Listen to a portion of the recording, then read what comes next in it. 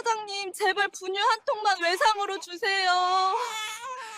아기가 이틀째 아무것도 못 먹었어요. 설 연휴 아침 영하 15도의 칼바람이 몰아치는 낡은 가게 앞.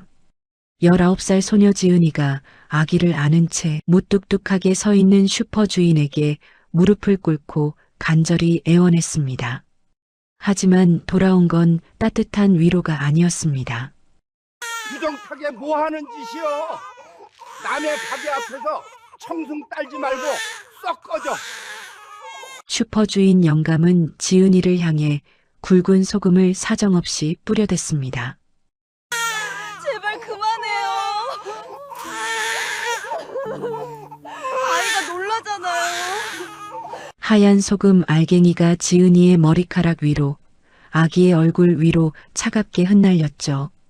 이 영감을 피도 눈물도 없는 악마라고 생각했습니다. 하지만 머지않아 지은이는 그 소금의 진짜 의미를 깨닫고 그 자리에 주저앉아 오열하고 말았습니다. 영감이 그토록 모질게 소금을 뿌려야만 했던 소름 돋는 이유는 도대체 무엇이었을까요? 이야기 시작 전에 할머니, 할아버지 새해 복 많이 받으세요. 구독 꼭 눌러주세요. 그의 겨울은 유난히도 매서웠습니다. 해가 뜨기도 전에 내린 눈이 골목길을 하얗게 뒤덮었고 새벽 공기는 코끝을 날카롭게 찌르는 것처럼 차가웠어요. 서울 변두리 재래시장 한쪽 끝자락에 자리 잡은 형제 슈퍼. 낡은 철제 셔터 틈으로 희미한 형광등 불빛이 가늘게 새어나오고 있었죠. 설 연휴라 시장 대부분의 가게가 문을 걸어 잠갔지만 이 슈퍼만은 새벽부터 홀로 불을 밝히고 있었습니다. 그 불빛을 향해 한 소녀가 비틀거리며 걸어오고 있었어요. 19살 지은이였습니다. 지은이는 19에 아이를 가졌다는 이유 하나로 부모에게 쫓겨난 아이였어요. 아이 아버지라는 사람은 임신 사실을 알자마자 전화번호를 바꿔버렸고 친척이란 친척은 모두 고개를 돌렸습니다. 의지할 곳이라고는 이 세상 어디에도 남아있지 않았죠. 얇디얇은 패딩 점퍼 하나를 걸치고 슬리퍼를 질질 끌며 걸어오는 소녀의 입술은 파랗게 질려 있었어요. 숨을 내쉴 때마다 하얀 입김이 허공에 피어올랐고 걸음을 옮길 때마다 온몸이 후들후들 떨려서 금방이라도 쓰러질 것만 같았어요. 품에 안겨있는 아기가 힘없이 칭얼거렸습니다. 갓 100일을 넘긴 아들 민준이었어요. 추위에 입술까지 하얗게 바른 채 가느다란 울음소리를 내뱉고 있었죠. 배가 고파 우는 것인지 추워서 우는 것인지 분간이 되지 않았지만 그 울음소리가 점점 작아지고 있다는 것만은 틀림없었습니다. 지은의 젖이 말라버린 지 이미 사흘째였어요. 지은이는 슈퍼 앞에 도착하자마자 유리문을 두 손으로 밀었습니다. 따뜻한 공기가 얼어붙은 얼굴을 감싸는 그 순간 무릎에서 힘이 쭉 빠지면서 그대로 바닥에 털썩 주저앉고 말았어요. 온몸의 뼈라는 뼈가 전부 빠져나가는 것처럼 다리에 아무런 감각이 남아있지 않았습니다. 사장님, 목소리가 갈라졌습니다. 이틀째 물 한 모금 제대로 넘기지 못한 목구멍이었어요. 혀가 입천장에 딱 달라붙어서 말이 제대로 나오지 않았고 겨우겨우 짜낸 목소리는 힘없이 바닥으로 깔려 흘러갔습니다. 분유 한 통만 외상으로 주세요. 이 아이가 이틀째 아무것도 못 먹었어요. 지은이는 차가운 시멘트 바닥에 이마가 닿도록 고개를 조아렸습니다. 이마에서 느껴지는 싸늘한 감촉이 뼛속까지 파고들었지만 그런 건 아무래도 상관없었어요. 등 뒤에서 점점 더 가늘어져 가는 아기의 울음소리만이 심장을 쥐어짜듯 조여왔습니다. 카운터 뒤에 앉아있던 덕구 영감이 자리에서 벌떡 일어섰어요. 70을 넘긴 나이에도 어깨가 떡 벌어진 체구였고 허리 한번 굽히지 않는 꼿꼿한 자세가 고집스러워 보이기까지 했습니다. 세월의 무게가 고스란히 내려앉은 눈가의 깊은 주름 사이로 날카로운 눈빛이 번뜩였어요. 영감은 지은이를 위해서 아래로 한번 훑어보더니 눈살을 잔뜩 찌푸렸습니다. 그러고는 카운터 옆에 놓아둔 커다란 대야를 번쩍 들어 올렸어요. 대야 안에는 굵은 소금이 수북하게 담겨 있었습니다. 에이 퇴퇴, 재수 옴 붙으려니까. 영감은 소금을 한 움큼 쥐더니 지은이를 향해 팍팍 뿌려댔어요. 하얀 소금 알갱이들이 지은의 머리카락 위로, 어깨 위로, 등에 엎인 아기의 이불 위로 사정없이 흩뿌려졌습니다. 시커먼 걸 달고 설날 아침부터 들이닥치다니. 부정타게. 당장 나가. 영감의 고함이 좁은 슈퍼 안에 쩌렁쩌렁 울려 퍼졌어요. 지은의 눈에서 눈물이 뚝뚝 떨어졌습니다. 하지만 일어설 수가 없었어요. 무릎에 힘이 들어가지 않았고 그보다도 등 뒤에서 점점 더 기운을 잃어가는 아기의 숨소리가 온 신경을 짓눌렀기 때문이었죠. 사장님, 제발이요. 저한테는 안 주셔도 돼요. 이 아이한테만 분유 한 통만. 지은이 두 손을 싹싹 비비며 애원했지만 덕구 영감은 눈 하나 깜짝하지 않고 소금을 한 움큼 더 집어 뿌렸습니다. 나가. 당장 안 나가. 그때였어요. 아이고 영감님, 새해부터 노망이 나셨소? 옆집 방앗간 댁이 슈퍼 문을 벌컥 열고 들어서며 혀를 찼습니다. 50대 중반쯤 돼 보이는 여자였는데 앞치마를 두르고 있는 것으로 보아 방금 떡을 찌다가 소리를 듣고 달려온 것 같았어요. 방앗간 댁은 바닥에 쓰러져 있는 지은이를 보자마자 눈이 휘둥그레졌습니다. 세상에, 애가 파랗게 질린 거 안 보여요? 등에 엎인 아기도 입술이 새하얘요. 영감님이 사람이요? 돌멩이요?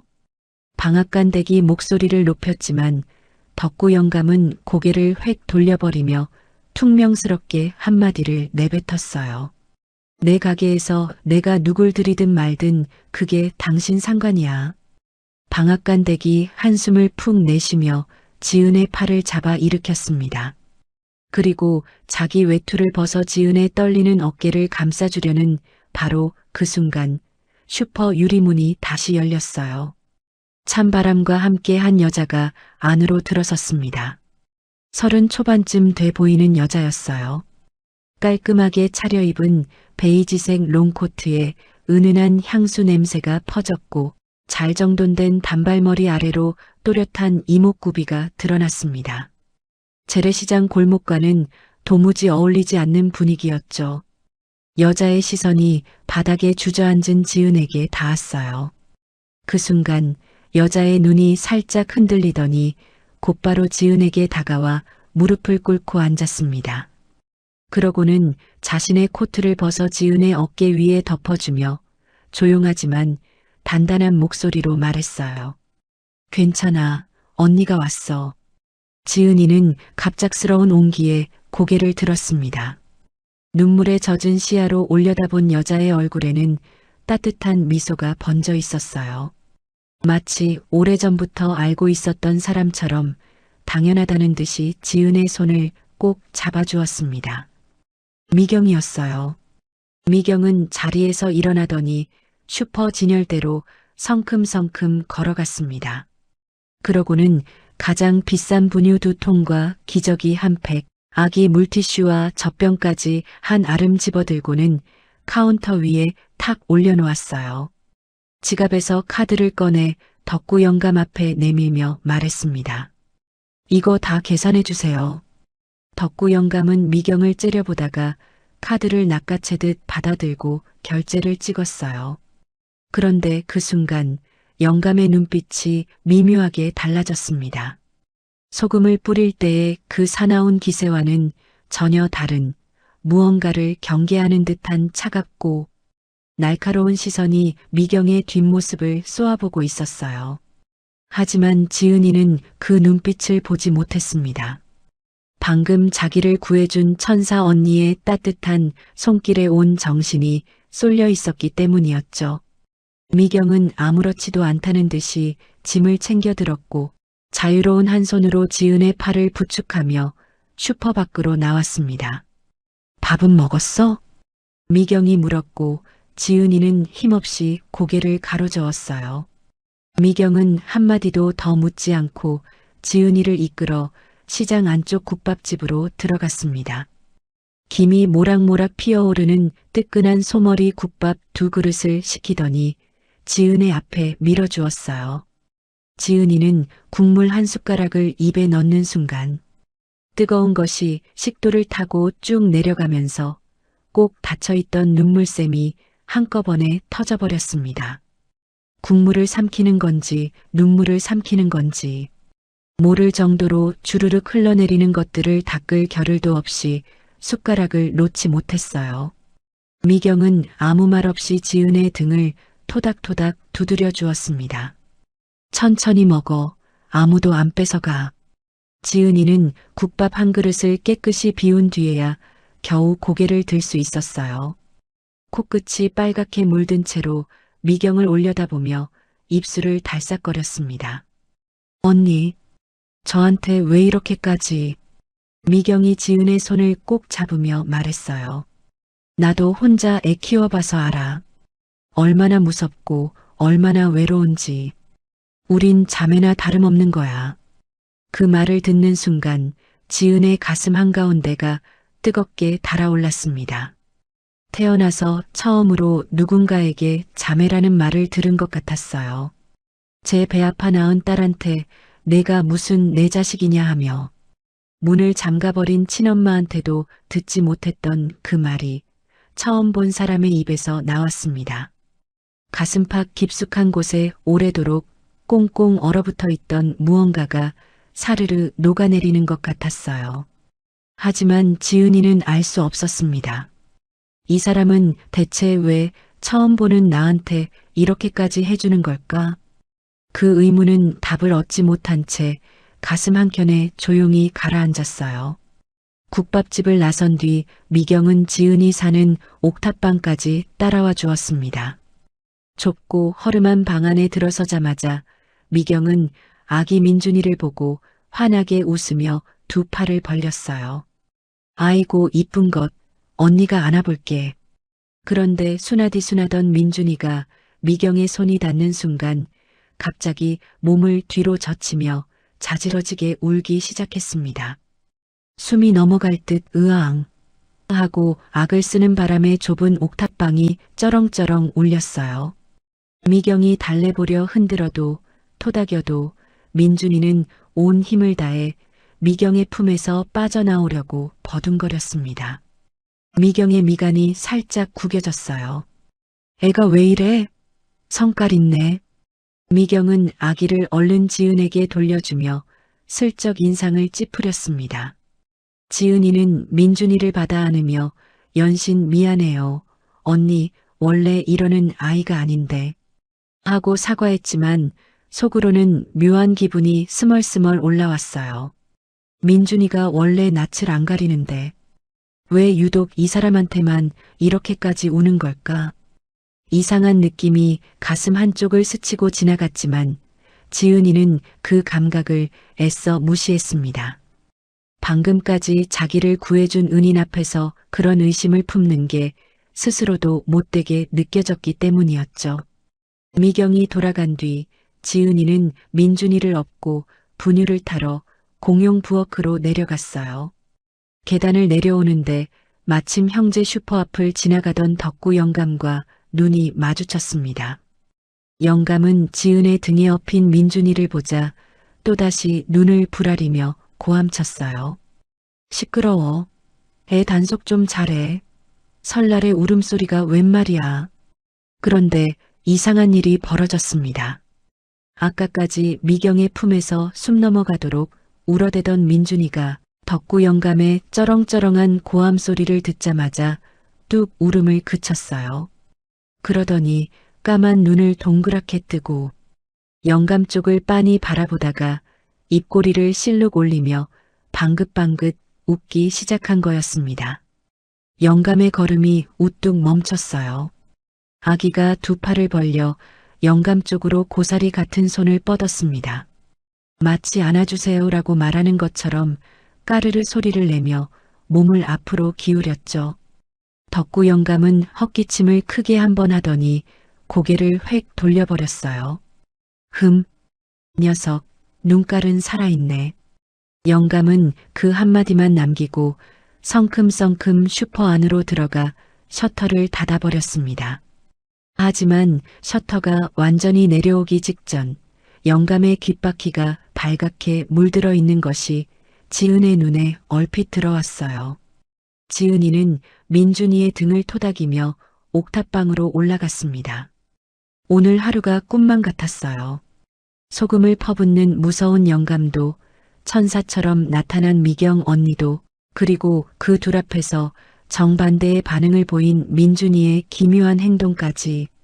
지은이는 잠들기 전 어둠 속에서 천장을 올려다보며 생각했습니다. 미경 언니는 좋은 사람이야. 덕구 영감은 나쁜 사람이고. 그렇지?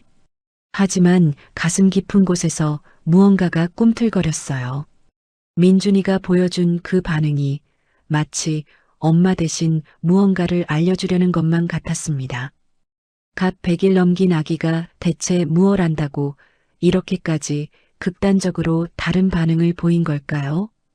지은이는 고개를 저었어요.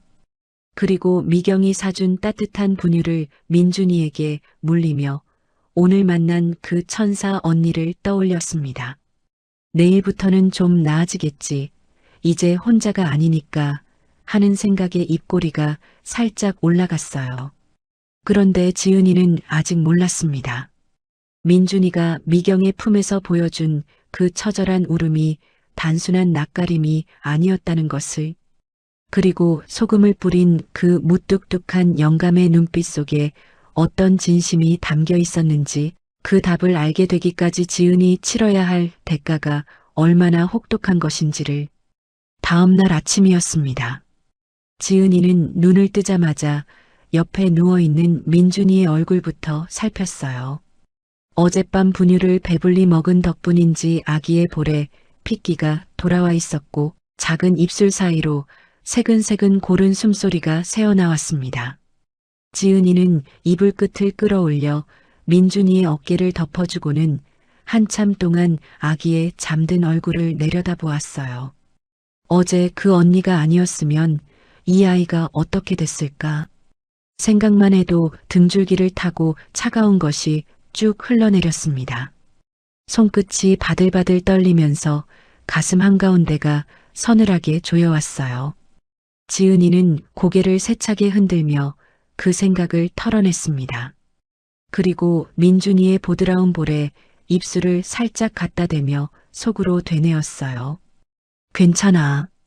이제 미경 언니가 있으니까. 이제 혼자가 아니니까. 그때 옥탑방 문을 똑똑 두드리는 소리가 들렸습니다. 지은아, 나야. 언니. 미경이었어요. 어제와 똑같은 베이지색 코트를 입고 한 손에는 비닐봉지를 들고 서 있었습니다. 봉지 안에는 아기 옷 몇 벌과 물티슈, 그리고 이유식 파우치가 가득 들어 있었어요. 어머, 언니 이게 다 뭐예요? 지은이 눈을 동그랗게 뜨며 손사래를 쳤지만 미경은 씩 웃으며 봉지를 방 안에 톡 내려놓았습니다. 별거 아니야. 집에 있던 거 좀 챙겨온 거야. 우리 민준이 보여줘. 어제는 울어서 제대로 못 봤잖아. 미경은 신발을 벗고 방 안으로 들어서며 잠들어 있는 민준이에게 다가갔어요. 그리고 두 팔을 벌려 아기를 안아 올리려는 순간 잠결에 미경의 손길을 느낀 민준이가 눈을 번쩍 떴습니다. 까만 눈동자가 미경의 얼굴을 올려다보았어요. 1초, 2초, 그리고 3초가 지나자 민준이의 얼굴이 불그락푸르락 일그러지더니 으앙 하고 숨이 넘어갈 듯 자지러지게 울기 시작했습니다. 어제와 똑같았어요. 아니, 어제보다 더 심했습니다. 온몸에 힘을 주고 등을 활처럼 뒤로 젖히며 미경의 품에서 빠져나오려고 발버둥을 쳤어요. 조그만 두 손은 미경의 옷깃을 밀어내듯 허공을 휘저었고 목이 쉴 정도로 울부짖는 바람에 좁은 옥탑방 안이 쩌렁쩌렁 울렸습니다. 지은이 허둥지둥 달려와 민준이를 받아 안았어요. 미안해요, 언니. 진짜 원래 이런 아이가 아닌데. 지은의 품에 안기자마자 민준이는 언제 그랬냐는 듯 울음을 뚝 그치고 엄마의 옷자락을 꼭 움켜쥐었습니다. 지은의 어깨에 얼굴을 파묻은 채 히읗히읗 짠 울음만 흘리고 있었어요. 미경은 한 발 물러서서 아기를 바라보았습니다. 입꼬리에 미소를 걸치고 있었지만 눈은 웃고 있지 않았어요. 미간 사이에 잠깐 스친 그 날카로운 기색을 지은이는 보지 못했습니다. 괜찮아. 아기들 원래 엄마한테만 가는 시기가 있잖아. 미경은 가볍게 웃으며 그렇게 말했어요. 그리고 지은이 민준이를 달래느라 고개를 돌린 그 짧은 순간 미경의 손이 재빠르게 움직였습니다. 봉지에서 물티슈를 한 장 꺼내더니 아기가 닿았던 자기 손을 손가락 사이사이까지 벅벅 문질러 닦아냈어요.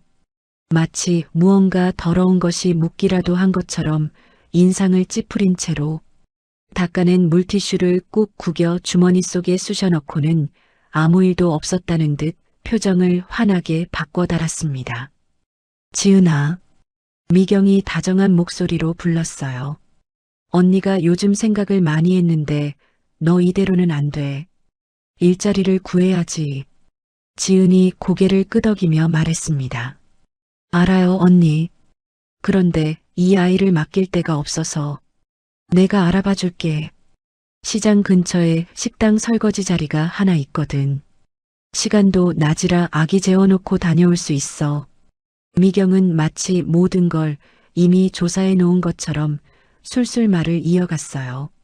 식당 이름, 시급, 근무 시간까지 줄줄 꿰고 있었습니다. 지은이는 그 꼼꼼함이 고마웠어요. 세상에 이렇게 자기 일처럼 챙겨주는 사람이 있다는 것이 아직도 꿈만 같았습니다. 언니, 진짜 고마워요. 어떻게 갚아야 할지. 갚긴 뭘 갚아? 자매끼리. 미경은 환하게 웃으며 지은의 손을 꼭 잡아주었어요. 하지만 지은이는 보지 못했습니다. 미경의 다른 손이 방금 물티슈로 닦아낸 그 손이 주머니 속에서 가만히 주먹을 쥐고 있었다는 것을. 미경이 돌아간 뒤 지은이는 민준이를 포대기에 감싸등에 업고 시장 골목으로 나섰어요. 미경이 알려준 식당을 찾아가 보려는 참이었습니다. 좁은 골목을 지나는데 형제 슈퍼 앞에서 빗자루질을 하고 있던 덕구 영감이 눈에 들어왔어요. 지은이는 반사적으로 고개를 숙이고 발걸음을 빨리 했습니다. 어제 소금을 맞은 기억이 온몸에 남아있었기 때문이었죠. 아! 영감이 퉁명스럽게 불렀어요. 지은의 발걸음이 딱 멈췄습니다. 어깨가 저절로 움츠러들었어요. 시끄러워. 애 단속 좀 잘해. 맨날 울음소리가 장이 떠나가게. 영감은 빗자루를 세워놓고 팔짱을 낀 채 지은이를 째려보았습니다. 그런데 등에 업힌 민준이가 그 목소리를 듣자마자 이상한 반응을 보였어요. 울지 않았습니다. 포대기 안에서 꼼지락꼼지락 몸을 뒤틀더니 영감 쪽으로 고개를 쏙 내밀었어요. 그리고 까만 눈을 초롱초롱 빛내며 영감의 얼굴을 빤히 올려다보았습니다. 방긋. 아기의 입꼬리가 양쪽으로 올라가면서 보조개가 콕 패였어요. 이가 나지 않은 잇몸이 훤히 드러나도록 활짝 웃더니 고사리 같은 두 손을 영감 쪽으로 뻗기 시작했습니다. 마치 안아주세요라고 조르는 것처럼 까르르 소리를 내면서 온몸을 앞으로 기울였어요. 덕구 영감의 빗자루질이 멈췄습니다. 영감은 아기를 한참 동안 말없이 내려다보았어요. 주름투성이 얼굴에 어떤 감정이 스치는 것 같았지만 이내 헛기침을 크게 한번 하더니 고개를 획 돌려버렸습니다. 흥? 녀석, 사람 볼 줄은 아는 모양이네. 그 한마디를 툭 내뱉고는 슈퍼 안으로 성큼성큼 들어가 버렸어요. 지은이는 멍하니 서서 영감의 뒷모습을 바라보았습니다. 이상하다. 미경 언니한테는 숨 넘어가도록 울어대던 아이가 소금을 퍼부은 이 무서운 영감 앞에서는 왜 저렇게 환하게 웃는 걸까? 아기가 사람을 알아본다는 말이 있긴 하지만 이건 너무 극단적이었어요. 마치 민준이가 엄마 대신 무언가를 판별하고 있는 것만 같았습니다. 하지만 지은이는 그 의문을 오래 붙잡고 있지 못했어요. 당장 내일부터 식당 설거지를 나가야 했고 분유값을 벌어야 했고 이 아이를 먹여 살려야 했으니까요. 19살 미혼모에게 가민이 직가민이 하는 것들은 사치였습니다. 오로지 하루하루를 버티는 것만이 지은에게 허락된 전부였어요. 지은이는 미경이 알려준 식당을 찾아갔고 그 자리에서 바로 일을 시작했습니다. 아침 10시부터 오후 4시까지 하루 6시간 동안 기름때와 음식 찌꺼기가 뒤엉킨 설거지를 했어요. 손이 갈라지고 피가 배어 나와도 고무장갑을 끼고 그릇을 문질렀고 허리가 끊어질 것 같아도 이를 악물고 싱크대 앞에 버텼습니다. 식당 사장은 지은이 어리다는 이유로 다른 직원보다 10,000원이 적은 시급을 줬지만 지은이는 아무 말도 하지 않았어요. 매일 퇴근길에 슈퍼에 들러 분유 한 통을 샀습니다. 가장 비싼 것으로, 미경이 처음 사준 그 브랜드로 아기한테만은 최고를 먹이겠다는 마음이었어요. 그렇게 한 달이 지나고 2달이 지나고 석 달이 흘렀습니다. 지은의 손은 20살이 아니라 50살 같았어요. 마디마디가 굵어지고 손등이 갈라져서 핸드크림을 아무리 발라도 피부결이 돌아오지 않았습니다. 손톱 밑에는 설거짓물이 검게 배어 있었고 손바닥에는 딱딱한 굳은 살이 돋아나 있었어요. 19살 소녀의 손이 아니라 평생 고생이 덕지덕지 붙은 아줌마의 손이었습니다. 하지만 통장 잔고는 조금씩 늘어가고 있었어요. 한 달에 70만 원, 2달이면 140만 원. 분유값과 기저귀값, 방세를 빼고 남는 돈을 한 푼도 쓰지 않고 꼬박꼬박 모았습니다. 미경은 일주일에 한두 번씩 찾아와 아기 옷을 건네주거나 지은에게 간식을 사다 주곤 했어요. 지은이 힘들 때마다 조금만 참아 언니가 도와줄게 하며 어깨를 토닥여 주었습니다. 미경이 올 때마다 민준이는 울었어요. 한 번도 빠짐없이. 미경의 목소리만 들려도, 미경의 향수 냄새만 맡아도 잠들어 있던 아이가 벌떡 깨어나 숨이 넘어가도록 울어댔습니다. 미경은 그때마다 이 아이 참 예민하네 하며 웃어넘겼지만 지은이 달래느라 정신없는 틈을 타 물티슈로 손을 벅벅 닦는 행동은 한 번도 빼먹지 않았어요. 지은이는 매번 미안하다고 사과했습니다. 미경 언니가 이렇게 잘해주는데 민준이가 울어서 죄송하다고, 아이가 커서 낳으면 꼭 인사시키겠다고. 미경은 괜찮아, 언니가 이해하며 웃었지만 돌아서는 입꼬리가 서늘하게 내려앉는 것을 지은이는 단 한 번도 본 적이 없었어요. 계절이 바뀌었습니다. 겨울이 가고 봄이 왔고 봄이 지나 여름이 찾아왔어요. 뜨거운 햇살 아래서 설거지통의 열기는 더욱 지독해졌고 지은의 손은 더 빨리 갈라지고 더 깊이 트였습니다. 하지만 통장 잔고도 더 빨리 불어났어요. 그리고 딱 1년이 되던 날 지은의 통장에 찍힌 숫자는 1,000만 원이었습니다. 지은이는 그 숫자를 보고 한참 동안 아무 말도 하지 못했어요. 핸드폰 화면에 찍힌 7자릿수를 멍하니 들여다보다가 입술이 파르르 떨리면서 눈물이 뚝 떨어졌습니다. 1년 동안 하루도 빠지지 않고 설거지를 하며 손등이 갈라지고 허리가 휘고 밤마다 손마디가 뻣뻣하게 굳어도 참고 또 참았던 시간들이 이 숫자 하나에 담겨 있었어요. 이제 민준이한테 좀 더 좋은 걸 해줄 수 있겠지. 지은이는 통장을 가슴에 꼭 안으며 울었습니다. 그런데 지은이는 몰랐어요. 미경이 일주일에 한두 번씩 찾아올 때마다 슬쩍슬쩍 던진 질문들. 요즘 돈 좀 모았어? 통장에 얼마나 됐어? 나중에 큰돈 생기면 뭐 할 거야? 하는 그 가벼운 물음들이 전부 계산된 것이었다는 사실을요. 가을이 깊어지고 있었습니다. 시장 골목에 찬바람이 불기 시작하면서 노점 아줌마들이 하나둘 외투를 꺼내 입었고 해가 짧아져서 오후 5시만 되면 골목 안이 어둑어둑해졌어요. 지은이는 여전히 매일 아침 10시에 식당에 출근해서 오후 4시까지 설거지를 했고 퇴근길에 슈퍼에 들러 분유 한 통을 사들고 옥탑방으로 올라갔습니다. 달라진 것이 하나 있었어요. 밥을 끊었습니다. 정확히 말하면 하루 한 끼를 반 끼로 줄이고 그 반 끼마저도 어떤 날은 거르기 시작한 거였어요. 식당에서 남은 국물이라도 얻어먹을 수 있었지만 사장이 음식 축내지 말라고 못을 박은 뒤로는 그마저도 불가능해졌습니다. 지은이는 분유값을 아끼는 대신 밥값을 줄이는 쪽을 택했어요.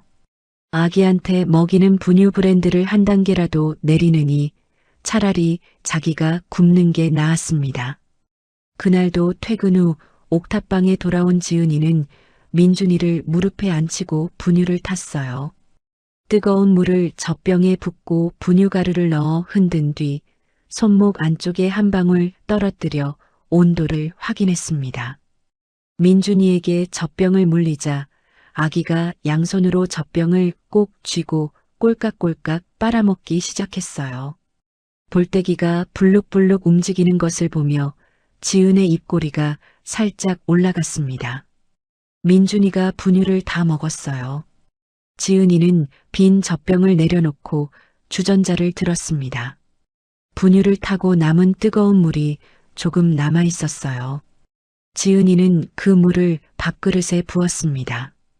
밥알 하나 없는 빈 그릇에 뜨거운 물만 찰랑찰랑 담겼어요. 그리고 숟가락을 들었습니다. 후후 불어가며 한 숟가락, 두 숟가락. 아무런 맛도 아무런 영양도 없는 맹물을 밥 먹듯이 떠먹었어요. 뜨거운 물이 빈속을 타고 내려가면 위장이 잠깐 속는다는 걸 지은이는 알고 있었습니다. 물로 배를 채우면 한두 시간은 허기가 가라앉았고 그 사이에 잠이 들면 다음 날 아침까지 버틸 수 있었어요. 숟가락이 빈 그릇 바닥을 긁는 소리가 조용한 옥탑방 안에 쓸쓸하게 울렸습니다. 바로 그때였어요.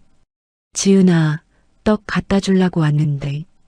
방앗간대기 안에서 잠긴 문을 두드리다가 살짝 열려있는 문틈 사이로 안을 들여다보았습니다. 그리고 그 자리에서 굳어버렸어요. 아기 앞에는 김이 모락모락 나는 젖병이 놓여 있었고 엄마 앞에는 밥알 한 톨 없는 빈 그릇에 맹물만 담겨 있었습니다. 19살 소녀가 그 맹물을 밥 먹듯 한 숟가락 한 숟가락 떠먹고 있는 장면이 방앗간 댁의 눈앞에 고스란히 펼쳐져 있었어요. 방앗간 댁의 무릎에서 힘이 빠졌습니다. 손에 들고 있던 떡 보따리가 바닥에 툭 떨어졌어요. 입을 틀어막았지만 목구멍 깊은 곳에서 끓어오르는 울음을 삼킬 수가 없었습니다. 가슴 한가운데를 누군가 주먹으로 세게 한 대 치는 것처럼 숨이 턱 막히면서 눈앞이 뿌옇게 흐려졌어요. 저 어린 것이 맹물로 배를 채우고 있어. 방앗간 댁은 소리가 새어나올까봐 입술을 꾹 깨물며 뒤로 물러섰습니다. 지은이 눈치챌까봐 발소리를 죽이고 계단을 내려왔어요. 그리고 시장 골목을 뛰다시피 걸어 형제 슈퍼 앞에 도착하자마자 셔터를 쾅쾅 두드렸습니다. 영감님 계세요. 덕구 영감이 셔터를 열고 나왔어요. 방앗간 댁의 얼굴이 눈물범벅인 것을 보고 눈살을 찌푸렸습니다. 뭐야, 무슨 일이야? 영감님, 저 어린 것이요. 지은이 그 애가요. 방앗간 댁은 말을 잇지 못하고 두 손으로 얼굴을 감쌌어요. 한참을 훌쩍거리다가 겨우 입을 열었습니다. 아기한테는 비싼 분유를 먹이면서 자기는 분유 타고 남은 맹물을 밥그릇에 부어서 숟가락으로 떠먹고 있어요. 밥이 아니라 물이에요, 영감님. 그냥 물을요. 방앗간 댁의 목소리가 갈라졌어요. 20살도 안 된 애가 밥 한 끼를 못 먹으면서 아기한테는 제일 좋은 걸 먹이고 있다고요. 사람이면요, 사람이면 좀 도와줍시다. 덕구 영감은 아무 말도 하지 않았습니다. 입을 꾹 다문 채 방앗간 댁의 말을 듣고 있던 영감의 눈빛이 미세하게 흔들렸어요. 주름 깊은 눈두덩 아래로 무언가 젖어드는 것 같았지만 영감은 고개를 돌려 그것을 감추었습니다. 마디가 굵고 굳은 살이 박힌 손으로 카운터를 꽉 쥐었는데 손등에 핏줄이 불끈 솟아올랐어요. 한참의 침묵이 흘렀습니다. 시끄러. 남의 집 일에 참견하지 마. 영감은 그 한마디를 내뱉고는 셔터를 닫아버렸어요. 방앗간 댁은 닫힌 셔터 앞에서 한숨을 푹 내쉬며 고개를 저었습니다. 하지만 방앗간 댁도 셔터 안쪽에서 영감이 무얼 하고 있는지까지는 알지 못했어요. 셔터 안쪽 형제 슈퍼 카운터 뒤 덕구 영감은 아무도 보지 않는 그 자리에서 주름진 두 눈 사이로 뜨거운 것이 한 줄기 흘러내리는 것을 거친 손등으로 벅벅 문질러 닦아내고 있었습니다. 그리고 다음 날 아침 지은의 옥탑방 문 앞에는 누군가가 놓아둔 쌀 한 포대와 라면 한 박스가 말없이 놓여 있었어요. 이름도 메모도 아무것도 적혀 있지 않았습니다. 지은이는 쌀 포대를 끌어안고 한참을 울었어요. 누가 이걸 갖다 놓은 걸까? 지은이는 알 수 없었습니다. 하지만 그 쌀 포대 한쪽 귀퉁이에 소금 알갱이 몇 개가 하얗게 묻어 있었다는 사실을 눈물에 젖은 지은의 눈은 미처 발견하지 못했어요. 그리고 지은이는 아직 모르고 있었습니다. 맹물로 버텨낸 이 1년의 시간이 곧 단 한 통의 전화로 송두리째 무너지게 될 거라는 것을. 민준이의 첫 돌이 지난 뒤로 시간은 더 빠르게 흘러갔습니다. 지은이는 여전히 매일 식당에서 설거지를 했고 퇴근 후에는 민준이를 업고 시장 골목을 한 바퀴 돌며 장을 봤어요. 쌀 포대가 문 앞에 놓인 날 이후로도 한 달에 한 번씩 누군가가 라면이나 계란, 참기름 같은 것들을 말없이 갖다 놓았는데 지은이는 그때마다 감사한 마음에 눈시울이 붉어지곤 했습니다. 누구의 손길인지는 여전히 알 수 없었지만 이 세상에 자기와 민준이를 지켜보는 눈이 있다는 것만으로도 버틸 힘이 되었어요. 그러던 어느 날이었습니다. 미경이 평소보다 일찍 옥탑방을 찾아왔어요. 손에는 커피 2잔을 들고 있었는데 얼굴에 묘하게 들뜬 기색이 서려 있었습니다. 지은아, 오늘 언니가 좋은 얘기 하나 해줄게. 미경은 커피를 건네며 지은의 맞은편에 앉았어요. 민준이는 구석에서 장난감을 가지고 놀다가 미경의 목소리를 듣자마자 입술을 삐죽거리며 지은 뒤로 기어갔습니다. 미경은 아기를 힐끗 보더니 시선을 돌리며 말을 이었어요. 너 통장에 1,000만 원 모았다며? 지은이 고개를 끄덕였습니다. 언니, 그건 민준이를 위해서 모아둔 건데. 그러니까 민준이를 위해서 쓰자는 거야. 미경이 몸을 앞으로 기울이며 지은의 눈을 똑바로 들여다보았어요. 지은아, 우리 같이 가게 차리자. 지은의 눈이 동그래졌습니다. 가게요? 무슨 가게를? 반찬 가게. 시장 안에 자리 하나 나왔거든. 보증금이 1,000만 원이야. 내가 보증금을 내고 나는 인맥이랑 운영 노하우를 넣으면 돼. 반반 투자인 셈이지. 미경은 가방에서 서류 뭉치를 꺼내 지은 앞에 펼쳤어요. 가게 도면 예상 매출표, 식재료 거래처 목록까지 빈틈없이 정리되어 있었습니다. 마치 이 순간을 오래전부터 준비해온 것처럼. 하지만 지은의 마음을 흔든 건 서류가 아니었어요. 미경이 서류를 정리하며 아무렇지 않은 듯 던진 한마디였습니다. 너 성공하면 너 버린 아버지가 어떤 얼굴을 할 것 같아? 그 순간 지은의 손끝이 미세하게 떨렸어요. 아버지.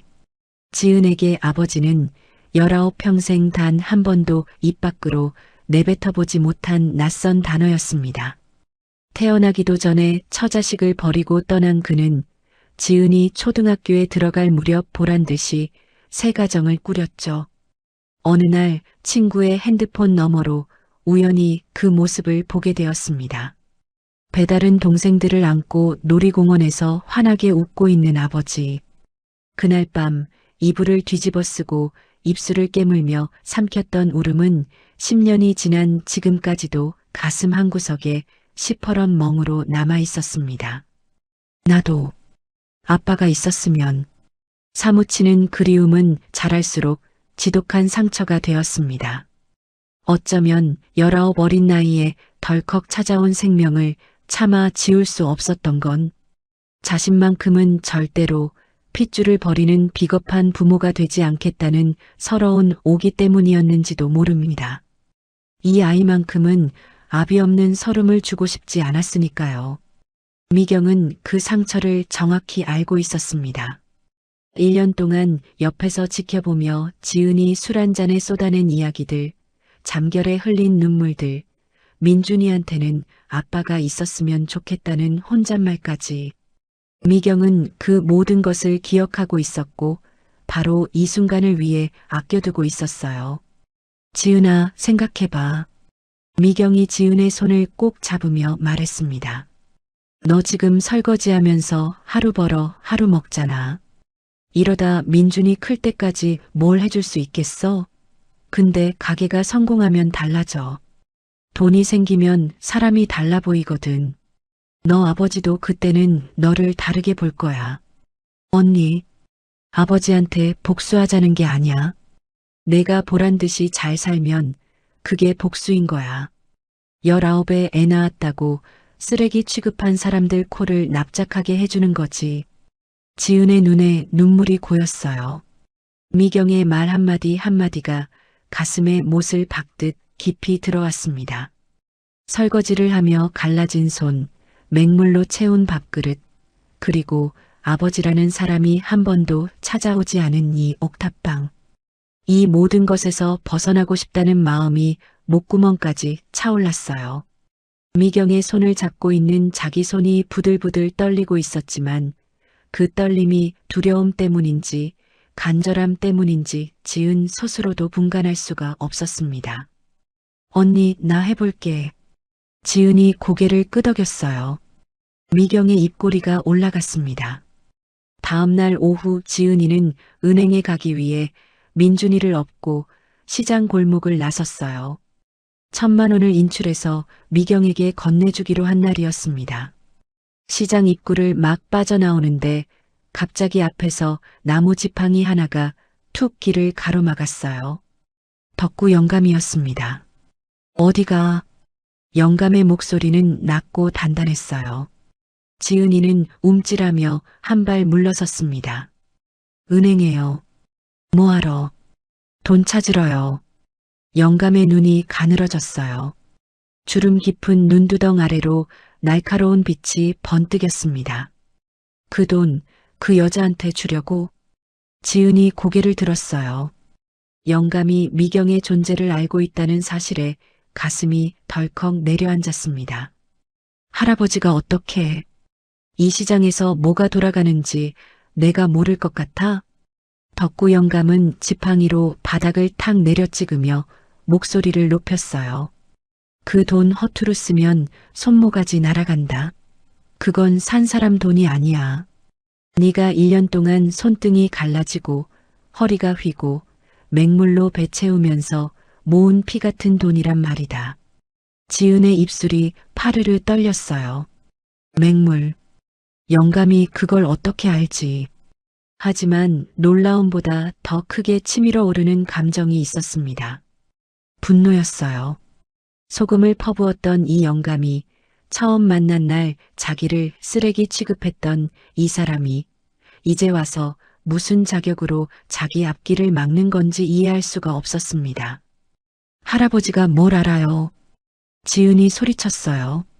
목소리가 갈라져 나왔습니다.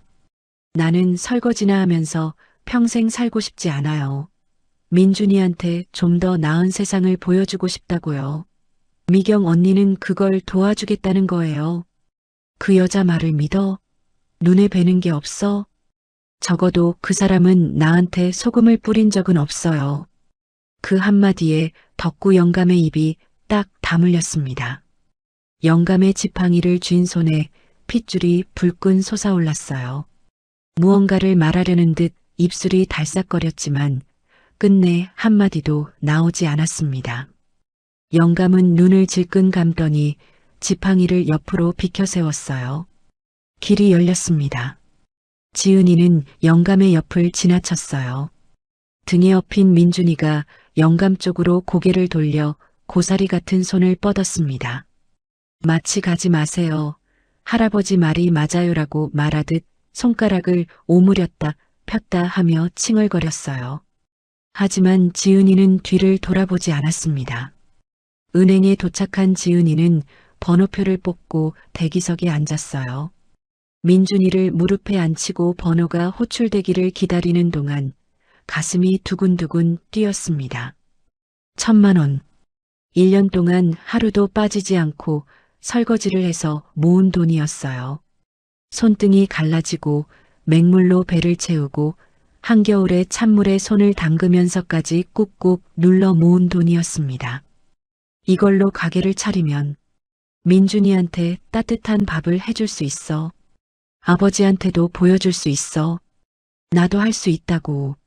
지은이는 창구에서 1,000만 원을 인출했어요. 두툼한 봉투를 양손으로 꼭 쥐었는데 손가락 끝에서 전해오는 무게가 1년치 땀과 눈물의 무게 같았습니다. 시장 입구에서 미경이 기다리고 있었어요. 잘했어, 지은아. 미경은 환하게 웃으며 봉투를 받아들었습니다. 그 웃음이 어째서인지 평소보다 더 밝아 보였어요. 지은이는 봉투가 미경의 손으로 넘어가는 그 순간 심장이 쿵하고 한번 크게 내려앉는 느낌을 받았습니다. 왜 이렇게 불안하지? 가슴 한쪽이 싸늘하게 식어가는 것 같았어요. 하지만 지은이는 그 감각을 꾹 눌러 삼켰습니다. 미경 언니를 믿기로 한 건 자기 자신이었고 이미 돈은 건너간 뒤였으니까요. 보증금 계약은 내일 하면 돼. 언니가 다 알아서 할 테니까 너는 걱정 마. 미경은 봉투를 가방 안에 넣으며 말했어요. 일주일만 기다려. 가게 열쇠 받으면 바로 연락할게. 미경은 지은의 어깨를 한번 토닥이고는 돌아섰습니다. 베이지색 코트 자락이 찬바람에 펄럭이며 시장 골목 모퉁이를 돌아 사라졌어요. 지은이는 빈손으로 서서 미경의 뒷모습이 완전히 보이지 않을 때까지 바라보았습니다. 그리고 뒤를 돌았어요. 시장 입구 기둥 뒤에 덕구 영감이 서 있었습니다. 지팡이에 몸을 기댄 채 방금 전에 모든 장면을 처음부터 끝까지 지켜보고 있었어요. 영감의 얼굴에는 아무런 표정도 남아있지 않았습니다. 분노도 안타까움도 그 어떤 감정의 흔적도 보이지 않았어요. 다만 지팡이를 쥔 손이 하얗게 질려 있었고 그 손이 미세하게 떨리고 있었다는 것을 지은이는 보지 못했습니다. 그날 밤 지은이는 민준이를 재우고 어둠 속에서 천장을 올려다보았어요. 1년 동안 한 푼 한 푼 쌓아 올린 숫자들이 한 번의 이체로 깨끗하게 사라진 그 화면이 눈을 감아도 까만 어둠 위에 선명하게 떠올랐어요. 괜찮아. 일주일만 기다리면 돼. 미경 언니가 가게 열쇠를 가져다 줄 거야. 지은이는 스스로를 다독이며 이불을 끌어올렸습니다. 하지만 가슴 한가운데서 까닭 모를 서늘한 기운이 좀처럼 가시지 않았어요. 마치 한겨울 옥탑방에 찬바람이 스며드는 것처럼 이불을 아무리 끌어올려도 메워지지 않는 빈자리가 있었습니다. 그리고 일주일이 지났어요. 미경에게서 연락이 오지 않았습니다. 이틀이 더 지나고 사흘이 더 지나도 미경의 전화기는 꺼져 있었어요. 지은이는 처음에는 바쁜가 보다 하고 기다렸지만 열흘째 되는 날 문자를 보냈습니다. 언니, 가게 계약은 어떻게 됐어요? 답이 오지 않았어요. 전화를 걸었습니다. 신호음 대신 기계음이 흘러나왔어요. 이 번호는 현재 사용되지 않는 번호입니다. 지은의 손에서 핸드폰이 미끄러져 바닥에 떨어졌습니다. 귓속에서 웅웅거리는 소리가 났어요. 주변의 모든 소리가 물속에 잠긴 것처럼 아득하게 멀어져 갔고 눈앞에 옥탑방 벽이 빙글빙글 돌아가기 시작했습니다. 무릎에 힘이 풀리면서 그대로 바닥에 주저앉았어요. 심장이 제멋대로 미친 듯이 쿵쾅거리더니 숨이 턱 막혔습니다. 거짓말이지. 이건 거짓말이야. 하지만 거짓말이 아니었어요. 미경은 사라졌습니다. 1,000만 원과 함께. 그리고 지은이는 아직 모르고 있었어요. 미경이 털어간 것이 자기 돈만이 아니었다는 것을. 시장 골목에서 홀로 장사하는 노인들의 쌈짓돈까지 같은 수법으로 빼돌려 도망친 상습 사기꾼이었다는 사실이 곧 밝혀지게 됩니다. 미경이 사라지고 사흘이 지났습니다. 지은이는 옥탑방 바닥에 주저앉은 채 꼼짝도 하지 못했어요. 먹지도 자지도 씻지도 않았습니다. 핸드폰을 들었다 놓기를 수십 번, 미경의 번호를 눌렀다 끊기를 수십 번. 돌아오는 건 언제나 같은 기계음뿐이었어요. 이 번호는 현재 사용되지 않는 번호입니다. 그 문장이 귓속에서 메아리 치듯 맴돌면서 머릿속이 하얗게 비어버린 것처럼 아무 생각도 나지 않았습니다. 나흘째 되던 날 아침 방앗간 댁이 시장 골목에서 다급하게 뛰어다니고 있었어요. 영감님, 큰일 났어요. 방앗간 댁이 형제 슈퍼 셔터를 쾅쾅 두드렸습니다. 그 미경이라는 년이요. 우리 시장 할매들 쌈짓돈까지 다 털어 도망쳤대요. 김씨 할매 500, 박씨 할매 300, 최씨 할매 200. 전부 같은 수법이래요. 가게 보증금 투자한다. 2배로 불려주겠다 해놓고 다 먹고 튄 거라고요. 덕구 영감의 지팡이가 바닥을 탁 내려찍었어요. 지은이는?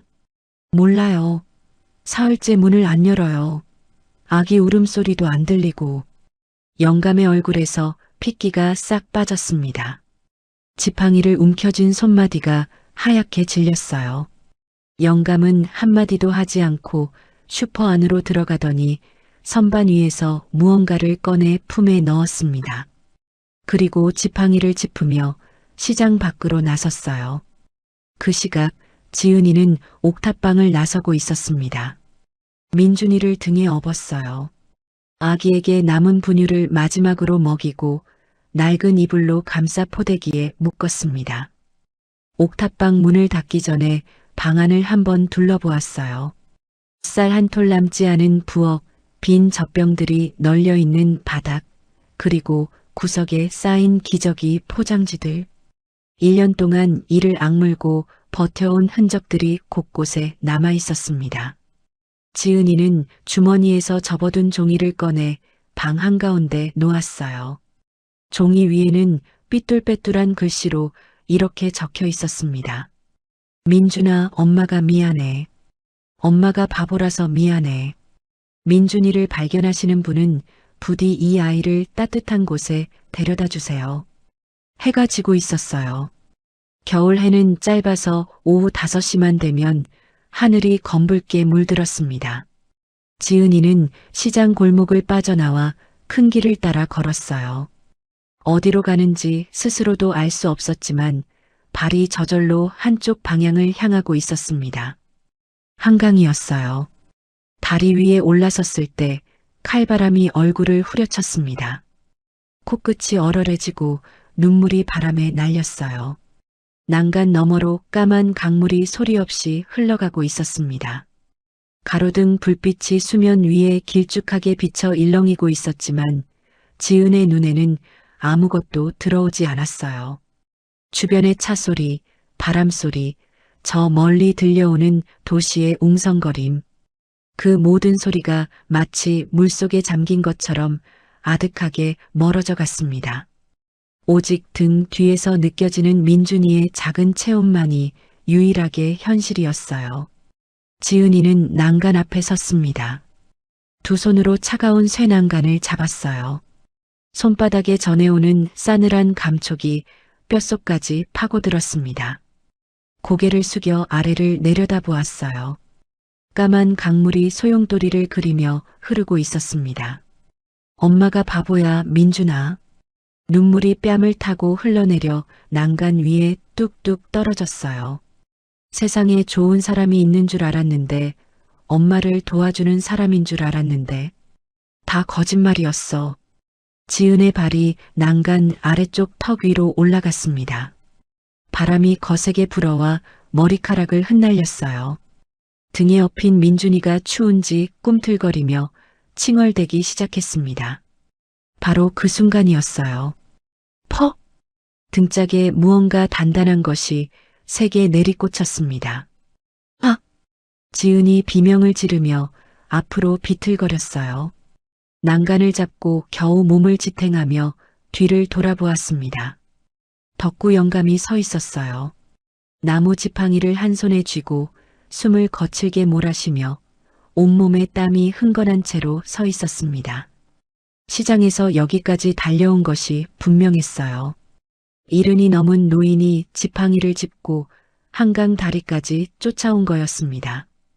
영감의 다리가 후들후들 떨리고 있었지만 눈빛만은 불꽃처럼 타오르고 있었어요. 이 멍청한 거사.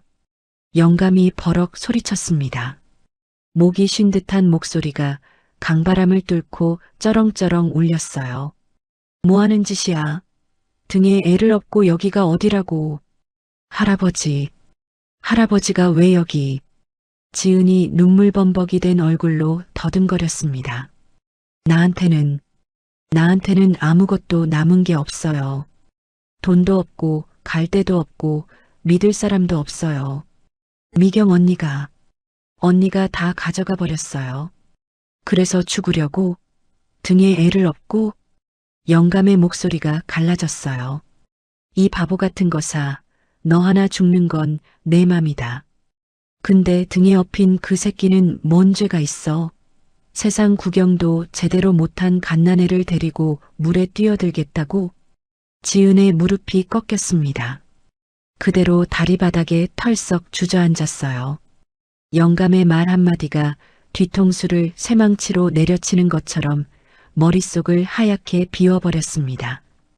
영감이 한 걸음 다가왔어요. 그리고 떨리는 목소리로, 하지만 한 글자도 흐트러지지 않는 또렷한 발음으로 말했습니다. 그리고 하나 더. 영감이 지은의 눈을 똑바로 들여다보았어요. 그날 내가 소금 뿌린 거, 그거 너한테 뿌린 거 아니야. 지은의 눈이 커졌습니다. 내 뒤에 시커멓게 붙어있던 그 뱀 같은 년한테 뿌린 거야.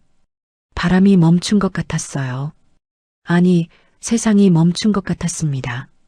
지은의 귀에 영감의 목소리 외에는 아무것도 들려오지 않았어요. 슈퍼에 내가 들어오기 전에 그 여자가 먼저 왔어. 내 주변을 어슬렁거리며 기웃거리는 걸 진작에 봤다고. 딱 보니 순진한 애 피 빨아먹게 생긴 년이야.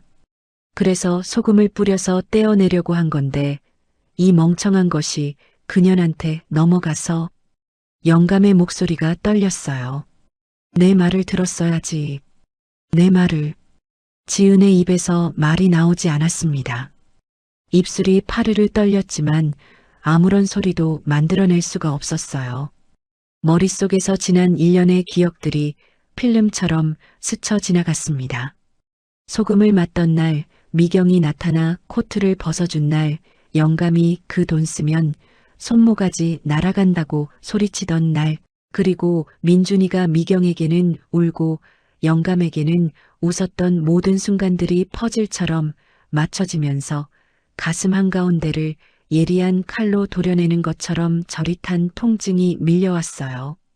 그러면 그때 소금은 나를 지키려고 뿌린 거였어? 지은의 눈에서 눈물이 걷잡을 수 없이 쏟아져 내렸습니다. 울음소리가 다리 위에 울려 퍼졌어요. 그 울음에 놀란 민준이가 등 뒤에서 깨어나 칭얼거리기 시작했습니다. 영감은 아무 말 없이 품 안에 손을 넣었어요. 그리고 따뜻한 털 포대기를 한 장 꺼냈습니다. 새 것이었어요. 보풀 하나 없이 깨끗한 도톰한 아기용 겨울 포대기였습니다.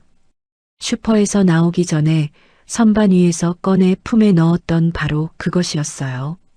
영감은 지은의 등 뒤로 돌아가 민준이를 감싸고 있던 얇은 이불을 벗기고 새 포대기로 아기를 꼼꼼하게 둘러 감쌌습니다. 마디가 굵고 굳은 살이 박인 투박한 손이었지만 아기를 다루는 솜씨는 놀라울 정도로 조심스러웠어요. 애 얼어 죽겠다. 영감이 나직하게 중얼거렸습니다. 넌 죽더라도 애는 살려야지. 이 바보야. 그 한마디에 지은의 온몸에서 힘이 빠졌어요.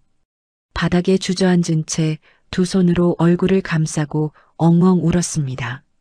한 번 터진 울음은 멈출 수가 없었어요.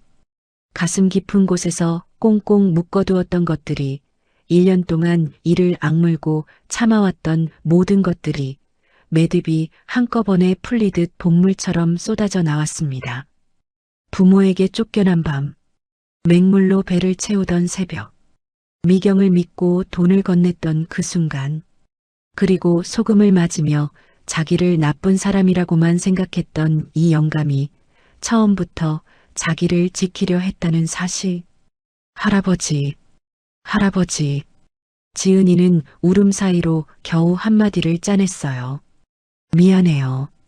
그때 할아버지한테 소금 뿌린 적 없다고 소리 질렀잖아요. 미안해요. 덕구 영감은 아무 대답도 하지 않았습니다. 다만 지팡이에 몸을 기댄 채 강바람을 맞으며 서 있었어요. 주름 깊은 얼굴 위로 가로등 불빛이 길게 드리워졌고 세월의 무게가 내려앉은 눈가가 파르르 떨리고 있었습니다. 한참 뒤 영감이 입을 열었어요. 울음 그만 그치고 일어나. 코 얼어 떨어지겠다. 영감은 등을 돌렸습니다. 그리고 느릿느릿 걸어가기 시작했어요. 지팡이가 다리 바닥을 짚을 때마다 탁, 탁 하는 소리가 규칙적으로 울렸습니다. 따라와. 국밥이나 먹이게. 지은이는 소매로 눈물을 훔치며 비틀거리는 다리로 일어섰어요. 등에 엎인 민준이가 새 포대기 속에서 따뜻해졌는지 칭얼거림을 멈추고 조용해졌습니다. 지은이는 앞서 걸어가는 영감의 구부정한 등을 바라보며 한 발 한 발 따라갔어요. 칼바람이 불어왔지만 등에 엎인 아기의 체온이 포대기를 뚫고 지은의 등판에 전해졌습니다. 따뜻했어요. 그리고 지은이는 알게 됩니다. 이 밤 이후로 자신의 삶이 완전히 뒤바뀌게 될 거라는 것을, 소금을 뿌린 그 무뚝뚝한 영감의 정체가 무엇인지, 그리고 그 영감이 자기와 민준이에게 어떤 세상을 열어줄 것인지를. 영감이 지은이를 데리고 간 곳은 시장 뒷골목에 숨어있는 허름한 국밥집이었습니다. 간판에 글씨가 반쯤 벗겨져 있었고 유리문에는 김이 뿌옇게 서려 있었어요. 안으로 들어서자 구수한 사골 냄새가 코끝을 감쌌습니다. 허리가 구부정한 할머니가 주방에서 혼자 솥을 저으며 국밥을 끓이고 있었어요. 영감님, 오랜만이네. 할머니가 고개를 들며 반갑게 웃었습니다. 둘이야. 뜨끈하게. 덕구 영감은 한마디만 하고 구석자리에 턱 앉았어요. 지은도 민준이를 아는 채 조심스럽게 맞은편에 앉았습니다. 영감과 단둘이 마주 앉은 건 처음이었어요. 소금을 뿌리던 날, 길을 막아서던 날, 그리고 방금 전 한강 다리 위. 매번 고함과 충돌뿐이었던 사이였기에 이렇게 조용히 마주 앉아 있는 것 자체가 어색하기 그지없었습니다. 뜨끈한 국밥 2그릇이 나왔어요. 영감은 아무 말 없이 숟가락을 들었고 지은도 따라서 국물을 한 숟가락 떠입에 넣었습니다. 뜨거운 국물이 빈속을 타고 내려가는 순간 온몸의 긴장이 한꺼번에 풀리면서 어깨가 축 늘어졌어요. 사흘 동안 아무것도 먹지 못했다는 사실이 몸 구석구석에서 비명을 질렀습니다. 숟가락을 쥔 손이 떨렸지만 멈출 수가 없었어요. 국밥 한 그릇을 순식간에 비워냈습니다. 영감은 지은이 다 먹을 때까지 기다렸어요. 그리고 빈 그릇이 탁 내려놓아지는 소리를 들은 뒤에야 천천히 입을 열었습니다. 다 먹었으면 들어. 영감의 목소리는 낮고 차분했어요. 한강 다리 위에서 버럭 소리치던 그 기세와는 전혀 달랐습니다. 내 이름은 박덕구. 올해 73이고 형제 슈퍼는 내가 30년째 운영하는 가게야. 지은이는 고개를 끄덕이며 들었어요. 여태껏 영감의 이름조차 제대로 몰랐다는 사실이 새삼마음에 걸렸습니다. 근데 슈퍼는 내 본업이 아니야. 영감이 주머니에서 낡은 명함 하나를 꺼내 테이블 위에 놓았어요. 지은이 고개를 숙여 명함을 들여다보았습니다. 그리고 눈이 휘둥그레졌어요. 주영재 유통 대표이사 박덕구. 그 아래에 작은 글씨로 적힌 주소는 서울 강남이었고 법인 등록번호와 사업자 번호가 빼곡히 인쇄되어 있었습니다. 형제 유통이 뭐예요? 식자재 유통회사야. 서울이랑 경기도 일대 식당 500곳에 식자재를 납품하고 있어. 지은의 입이 벌어졌어요. 500곳이요? 내가 젊었을 때 리어카 하나로 시작해서 40년 만에 키운 회사다. 지금 자산이 대충 100억쯤 돼. 지은의 머릿속이 멍해졌습니다. 100억이라는 숫자가 현실감 없이 허공에 떠다녔어요.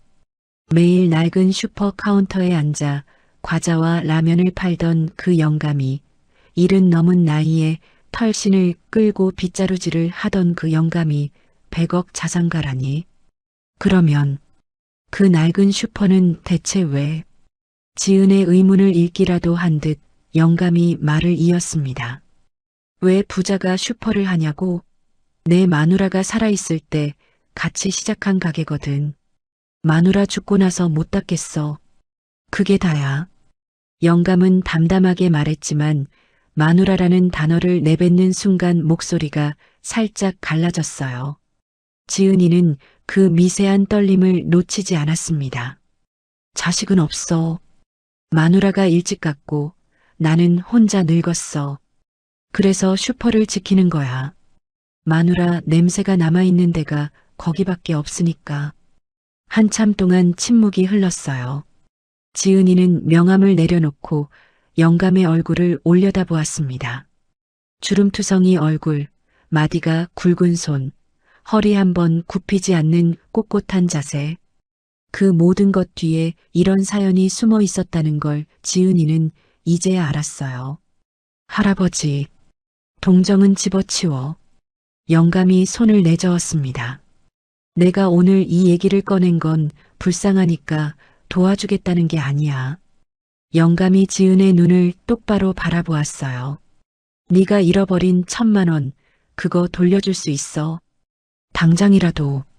지은의 심장이 쿵 하고 뛰었어요. 하지만 안 줄 거야. 네.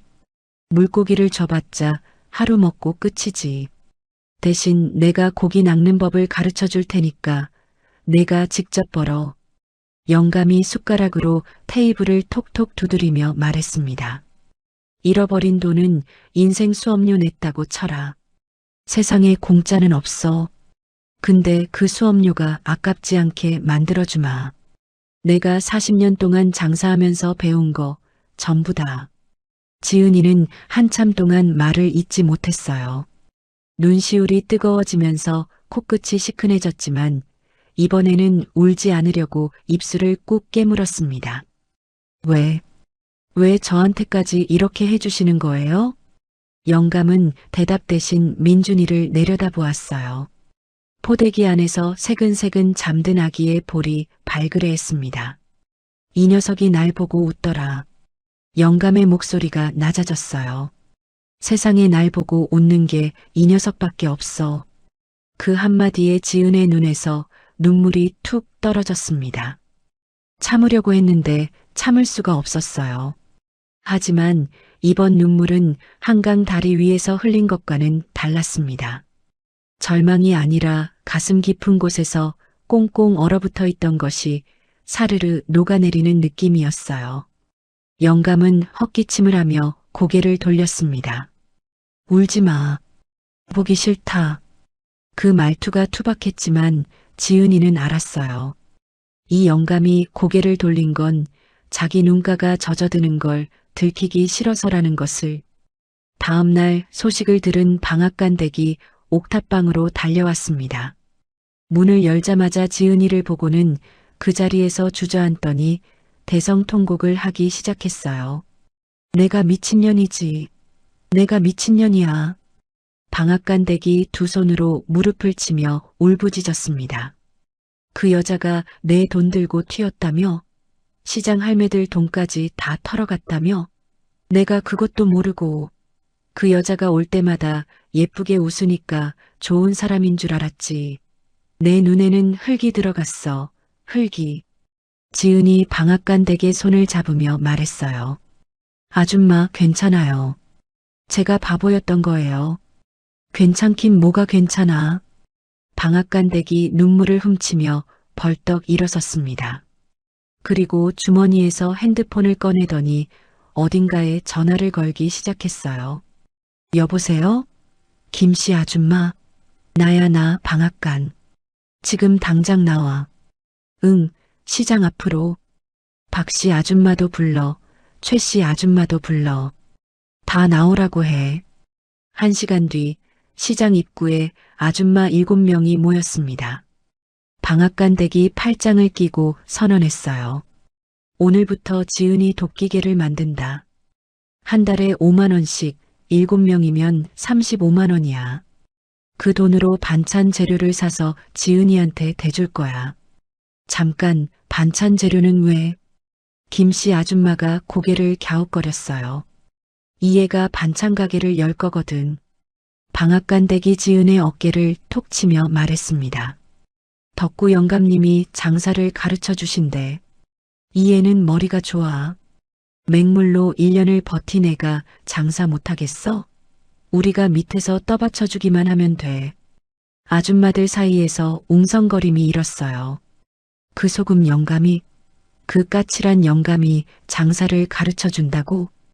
그 영감이 사실은 100억짜리 부자래. 뭐? 아줌마들의 눈이 동시에 커졌습니다. 아이고, 그러니까 그 영감이 매일 슈퍼에 앉아서 시장을 지켜본 거구만. 다 이유가 있었네. 어쩐지 과자 하나 파는 슈퍼인데 안 망하더라. 아줌마들이 저마다 한마디씩 보태며 고개를 끄덕였어요. 방앗간댁이 손뼉을 짝 치며 말했습니다. 자, 그러면 오늘부터 시작이야. 김씨 아줌마는 무조달, 박씨 아줌마는 콩나물, 최씨 아줌마는 두부. 각자 맡은 재료를 매주 월요일마다 지은이 가게 앞에 갖다 놓는 거야. 이해 없지? 없어. 아줌마들이 일제히 대답했어요. 지은이는 그 광경을 멍하니 바라보다가 입술이 파르르 떨리면서 고개를 깊이 숙였습니다. 눈물이 뚝뚝 떨어져 시장 바닥 위에 동그란 자국을 만들었어요. 아줌마들, 감사합니다. 정말 감사합니다. 방앗간댁이 지은의 등을 토닥이며 말했어요. 고맙긴 뭐가 고마워. 네가 성공하면 그때 떡 한 판만 돌려. 그게 이자야. 아줌마들이 와하 웃었습니다. 그 웃음소리가 시장 골목에 울려 퍼졌고 그 사이로 민준이의 까르르 웃음소리도 섞여 들었어요. 그날 저녁 형제 슈퍼 카운터에 덕구 영감이 앉아 있었습니다. 영감 앞에는 노란 노트 한 권이 놓여 있었어요. 표지에는 삐뚤빼뚤한 글씨로 장사 수업 1일차라고 적혀 있었습니다. 영감이 직접 쓴 것이었어요. 지은이 슈퍼 문을 열고 들어왔습니다. 앉아. 영감이 턱으로 의자를 가리켰어요. 오늘부터 시작이다. 첫 번째 수업. 영감은 노트를 펴며 말했습니다. 장사의 기본은 3가지야. 첫째, 손님 입맛을 내 혀로 외워라. 둘째, 남이 안 하는 시간에 움직여라. 셋째, 절대로 거짓말하지 마라. 영감은 셋째를 말할 때 지은의 눈을 똑바로 바라보았어요. 거짓말하는 장사꾼은 한 번은 먹혀도 2번은 안 통해. 네가 당한 것처럼. 지은이는 고개를 끄덕이며 노트에 한 글자 한 글자 또박또박 받아 적었어요. 슈퍼 밖으로 찬바람이 불었지만 형광등 불빛 아래 나란히 앉은 영감과 소녀의 그림자는 따뜻해 보였습니다. 카운터 한쪽에 놓인 보행기 안에서 민준이가 영감 쪽을 바라보며 방긋방긋 웃고 있었어요. 그리고 이 조용한 슈퍼 안에서 시작된 장사 수업이 머지않아 이 시장 골목 전체를 뒤흔들 폭풍의 시작이 될 줄은 그날 밤 아무도 예상하지 못하고 있었습니다. 영감의 장사 수업은 매일 저녁 8시에 시작되어 밤 11시에 끝났습니다. 지은이 식당 설거지를 마치고 민준이를 재운 뒤 형제 슈퍼로 내려오면 영감은 언제나 카운터에 앉아 노란 노트를 펼쳐놓고 기다리고 있었어요. 수업 내용은 단순했지만 깊었습니다. 간장 한 종지를 놓고 짠맛의 농도를 혀끝으로 구별하는 법, 물을 썰 때 칼의 각도에 따라 식감이 어떻게 달라지는지, 반찬 하나를 담을 때 그릇의 여백을 얼마나 남겨야 손님이 푸짐하다고 느끼는지, 40년 장사꾼의 경험이 한 문장 한 문장에 빼곡히 녹아 있었어요. 지은이는 스펀지처럼 빨아들였습니다. 영감이 한 번 알려준 것은 2번 묻지 않았어요.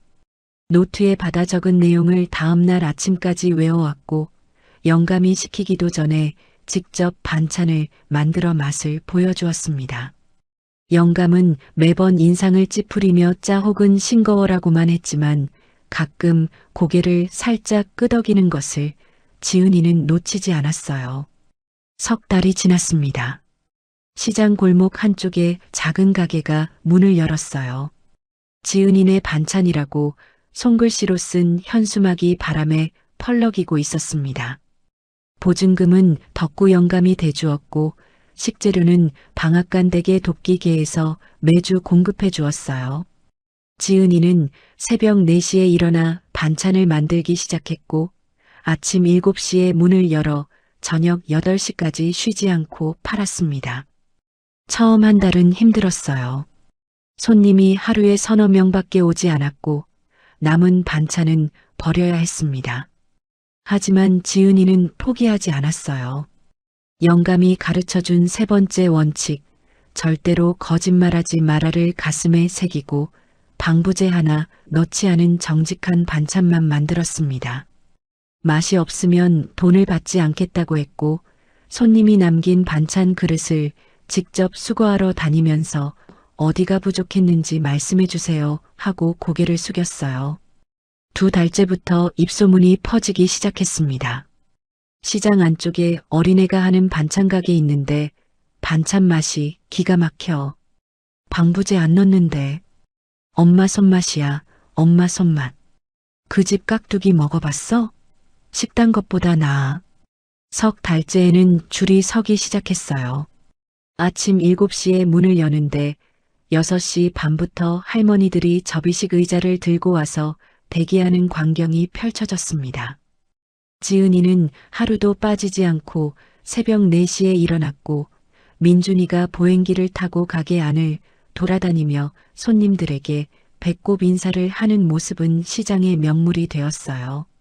반년이 지나자 월 매출이 800만 원을 넘겼습니다. 그리고 어느 날 방송국에서 전화가 왔어요. 생활정보 프로그램에서 시장 맛집 탐방 코너를 촬영하러 오겠다는 거였습니다. 방앗간 댁이 몰래 제보를 넣은 것이었어요. 촬영 당일 카메라 앞에 선 지은이는 온몸이 떨렸습니다. 하지만 영감이 가르쳐준 대로 반찬 하나하나에 어떤 재료가 들어가는지, 왜 방부제를 쓰지 않는지를 또박또박 설명했어요. 리포터가 깍두기 한 점을 집어먹더니 눈을 동그랗게 뜨며 엄지를 치켜 세웠고, 카메라 뒤에서 지켜보던 스태프들도 고개를 연신 끄덕였습니다. 방송이 나간 다음 날부터 가게 앞에 인산인해가 벌어졌어요. 전화 주문이 쏟아졌고 택배 배송 문의까지 밀려들었습니다. 지은이는 눈코 뜰 새 없이 바빴지만 밤마다 매출 장부를 정리할 때면 입꼬리가 절로 올라갔어요. 맹물로 배를 채우던 그 시절이 까마득하게 느껴졌습니다. 하지만 방송의 힘은 지은이 원하지 않는 곳까지 닿았어요. 방송이 나간 지 일주일 뒤의 일이었습니다. 점심 장사가 한창인 시간에 가게 앞에 낯선 남자와 여자가 나타났어요. 남자는 50대 중반쯤 돼 보였는데 배가 볼록 나왔고, 옆에 선 여자는 비슷한 나이에 짙은 화장을 하고 있었습니다. 두 사람은 가게 안을 빤히 들여다보다가 성큼성큼 안으로 들어왔어요. 지은이 고개를 들었습니다. 그리고 굳어버렸어요. 아버지였습니다. 19년 동안 단 한 번도 아빠라고 불러본 적 없는 사람. 지은이 태어나기 전에 엄마를 버리고 떠났던 사람. 그리고 옆에 서 있는 여자는 아버지의 새 아내였어요. 지은의 손에서 국자가 떨어져 바닥에 쨍그랑 소리를 냈습니다. 야, 지은아. 아버지가 가게 안을 둘러보며 입꼬리를 올렸어요. TV에서 봤다. 장사가 잘 되나 보네. 지은이는 한마디도 할 수 없었습니다. 목구멍이 꽉 조여오는 것처럼 숨이 막혔고 심장이 미친 듯이 쿵쾅거렸어요. 뭐 그렇게 쳐다봐. 아버지가 왔으면 반가워해야지. 새엄마가 끼어들었습니다. 눈을 가늘게 뜨고 매출 장부가 놓인 카운터 쪽을 훑어보는 시선이 노골적이었어요. 우리가 누구 덕에 여기까지 온 건데. 키워준 값을 해야지, 키워준 값을. 지은의 이가 딱 맞물렸습니다. 키워준 값이라고? 나를 버린 사람이? 하지만 말이 나오지 않았어요. 19년 동안 가슴속에 묻어둔 아버지에 대한 감정들이 분노인지 서러움인지 구분도 안 되는 것들이 한꺼번에 치밀어 올라 목을 틀어막았습니다. 아버지가 카운터 위에 손을 탁 짚으며 말했어요. 매달 200만 원씩 보내. 그러면 우리도 더 이상 안 와. 그게 무슨 생활비야. 아버지 생활비. 네가 벌어서 보내는 게 도리 아니냐. 지은의 눈에 눈물이 고였어요. 그때 가게 뒷문이 벌컥 열렸습니다. 덕구 영감이 대야 하나를 양손에 들고 들어서고 있었어요. 대야 안에는 하얀 굵은 소금이 수북하게 담겨 있었습니다. 영감은 지은의 아버지와 새엄마를 한번 훑어보더니 지은의 앞을 가로막고 섰어요.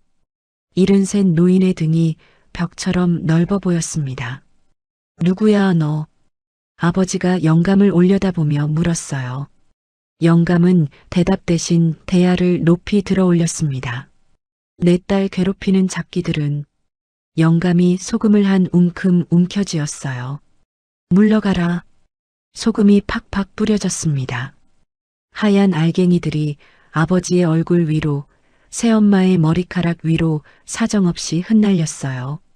1년 전 지은에게 뿌렸던 그 소금이 이번에는 지은이를 버린 사람들을 향해 날아갔습니다. 으악! 이 미친 영감탱이가. 새엄마가 비명을 지르며 뒤로 물러섰어요. 꺼져. 다시는 이 시장 근처에 얼씬거리지 마. 내 딸한테 손가락 하나 대면 그때는 소금이 아니라 내가 직접 나선다. 영감의 고함이 가게 안을 쩌렁쩌렁 울렸습니다. 아버지와 새엄마는 소금을 털어내며 황급히 가게 밖으로 뛰쳐나갔어요. 허둥지둥 골목을 빠져나가는 뒷모습이 점점 작아져 갔습니다. 지은이는 영감의 등 뒤에서 소리 없이 울고 있었어요. 내 딸이라고 했습니다. 이 영감이, 피 한 방울 섞이지 않은 이 영감이 자기를 내 딸이라고 불렀어요. 태어나서 한 번도 아버지라는 사람에게 지켜본 적 없는 지은이 난생 처음으로 누군가의 등 뒤에 서서 보호받고 있었습니다. 영감이 뒤를 돌아보았어요. 울지 마. 코 풀고 장사해. 영감은 대야를 내려놓고 아무 일 없었다는 듯 슈퍼로 돌아갔습니다. 하지만 슈퍼 셔터 안쪽에서 영감이 코를 훌쩍이는 소리가 희미하게 들렸다는 것을 이번에는 지은도 알고 있었어요. 가게 밖에서 지켜보고 있던 방앗간대기 앞치마로 눈물을 훔치며 중얼거렸습니다. 저 영감, 진짜. 그날 이후 시장 사람들은 덕구 영감을 더 이상 소금 영감이라 부르지 않았어요. 대신 새로운 별명이 붙었습니다. 지은이 아버지. 그리고 지은의 가게는 더 빠르게 성장했어요.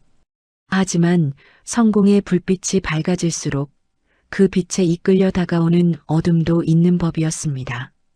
지은이 잊고 싶었던, 아니 영영 사라진 줄 알았던 그 얼굴이 다시 나타나기까지는 그리 오랜 시간이 걸리지 않았어요.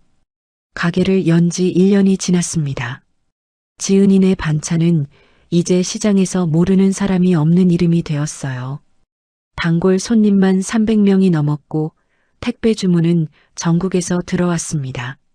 지은이는 혼자서 감당이 안 되자 직원 2명을 고용했고 방앗간 댁은 자원봉사를 자처하며 매일 아침 가게 앞을 쓸었어요. 그리고 드디어 가게를 넓힐 때가 왔습니다. 시장 입구에 더 큰 자리가 났어요. 덕구 영감이 보증금을 대주겠다고 했지만 이번에는 지은이 고개를 저었습니다. 할아버지, 이번에는 제 돈으로 할게요. 지은의 통장에는 3천만 원이 들어 있었어요. 1년 전 1,000만 원을 잃고 맹물로 버티던 소녀가 이제는 스스로 번 돈으로 가게를 확장하겠다고 말하고 있었습니다. 영감은 아무 말 없이 고개를 한번 끄덕였어요. 확장 오픈 날이 밝았습니다. 가게 앞에 화환이 줄지어 늘어섰어요. 방앗간대기 보낸 것, 시장 아줌마들이 모아서 보낸 것, 식당 사장님이 보낸 것, 그리고 형제 슈퍼 박덕구라고만 적힌 수수한 화환 하나가 제일 끝에 서 있었습니다. 지은이는 그 화환을 보며 입술을 꾹 깨물었어요. 오전 10시 손님들이 밀려들기 시작했습니다. 시장 골목이 사람들로 붐볐고 축하 인사가 쏟아졌어요.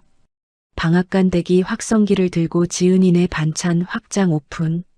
오늘 깍두기 한 팩 서비스입니다. 하고 외치는 바람에 골목이 떠나갈 듯 시끄러웠습니다. 민준이도 새 옷을 입고 가게 안에서 돌아다니며 손님들에게 배꼽 인사를 했어요. 2돌이 지난 민준이는 이제 아장아장 걸어다녔고 감사합니다는 못하지만 감사합니다를 연발하며 웃어댔습니다. 손님들이 아이고 귀여워라 하며 볼을 만지작거릴 때마다 까르르 웃는 민준이의 모습은 가게의 최고 마스코트였어요. 오후 2시쯤이었습니다. 손님이 한바탕 빠져나가고 잠시 숨을 돌리는 시간이었어요. 가게 앞에 택시 한 대가 멈춰 섰습니다. 뒷문이 열리고 한 여자가 내렸어요. 한 손에 꽃다발을 들고 다른 손에는 쇼핑백을 들고 있었습니다. 선글라스를 벗으며 가게 간판을 올려다보는 그 얼굴을 지은이는 단번에 알아보았습니다. 미경이었어요. 1년 전 1,000만 원을 들고 사라졌던 바로 그 여자가 마치 아무 일도 없었다는 듯 꽃다발을 들고 가게 앞에 서 있었습니다. 지은의 온몸이 굳어버렸어요. 손에 들고 있던 반찬 용기가 바닥에 떨어져 뚜껑이 열리며 깍두기가 쏟아졌지만 지은이는 그것을 줍지 못했습니다. 다리에 힘이 빠지면서 손끝부터 얼음장처럼 차갑게 식어가는 것이 느껴졌어요. 미경이 환하게 웃으며 가게 안으로 걸어 들어왔습니다. 지은아, 오래간만이다. 마치 오래된 친구를 만난 것처럼 두 팔을 벌리며 다가왔어요. 지은이는 뒤로 한 발 물러섰습니다. 언니가 투자해준 돈으로 이렇게 성공했구나. 역시 내 눈은 틀리지 않았어. 미경이 가게 안을 둘러보며 감탄하는 척 고개를 끄덕였어요. 투자라고요? 지은의 목소리가 갈라졌습니다. 그래, 투자지. 내가 1,000만 원을 넣었으니까 이 가게 지분 절반은 내 거야. 그러니까 매출 반은 나한테 줘야 하는 거 아니야? 미경은 눈 하나 깜짝하지 않고 당당하게 말했어요. 뻔뻔함을 넘어 당연하다는 듯한 태도였습니다. 지은의 입술이 파르르 떨렸어요. 1년 전의 기억이 파도처럼 밀려왔습니다. 소금을 맞던 날, 국밥을 사주던 날, 자매라고 불러주던 그 목소리, 그리고 이 번호는 현재 사용되지 않는 번호입니다. 라는 기계음. 그 모든 것이 눈앞에서 소용돌이쳤어요. 언니, 그건 사기였잖아요. 가게 보증금이라고 해놓고 돈 들고 도망갔잖아요. 사기? 무슨 소리야? 내가 언제? 미경의 목소리가 높아졌어요. 그리고 한 발 다가서더니 지은의 멱살을 잡으려고 손을 뻗었습니다. 바로 그 순간이었어요. 이 천하의 잡년이 어디라고 또 와. 방앗간 댁의 고함이 가게 밖에서 터져나왔습니다. 문이 벌컥 열리면서 방앗간 댁을 선두로 시장 아줌마 대여섯 명이 우르르 몰려들어왔어요. 방앗간 댁의 양손에는 빨간 대야가 하나 들려 있었습니다. 대야 안에는 곱게 빻아놓은 매운 고춧가루가 가득 담겨 있었어요. 시장 할매들 쌈짓돈까지 털어먹은 년이 먼 낯짝으로 다시 기어와. 경찰서도 안 무서워? 방앗간 댁이 대야를 번쩍 들어 올렸습니다. 미경의 얼굴에서 핏기가 싹 빠졌어요. 잠깐, 이건 오해야, 오해라고. 미경이 두 손을 내저으며 뒷걸음질 쳤지만 이미 아줌마들이 사방을 에워싼 뒤였습니다. 오해는 무슨 오해? 받아라. 방앗간 댁이 고춧가루를 한 바가지 퍼서 미경의 얼굴을 향해 확 뿌려버렸어요. 으악! 새빨간 고춧가루가 미경의 얼굴과 머리카락, 코트 위에 시뻘겋게 내려앉았습니다. 미경은 눈을 비비며 비명을 질렀고 매운 가루가 눈과 코에 들어가 재채기를 연발하며 바닥에 주저앉았어요. 으액, 으액, 매워. 네가 시장 할매들한테 준 고통에 비하면 이건 약과야. 방앗간 댁이 대야를 바닥에 탁 내려놓으며 소리쳤습니다. 아줌마들이 일제히 박수를 치며 잘한다 잘해 하고 외쳤어요. 미경이 고춧가루를 털어내며 비틀거리고 일어서려는 순간 가게 밖에서 사이렌 소리가 울렸습니다.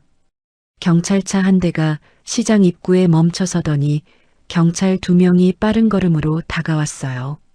강미경 씨 사기 및 협박 혐의로 체포합니다.